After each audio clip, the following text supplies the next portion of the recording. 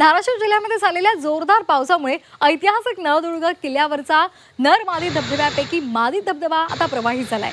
मे महिन्यामधला 2 पैकी एक धबधबा हा इथेच आता प्रवाहित झाल्यामुळे पर्यटकांमध्ये आनंद पाहायला मिळतोय।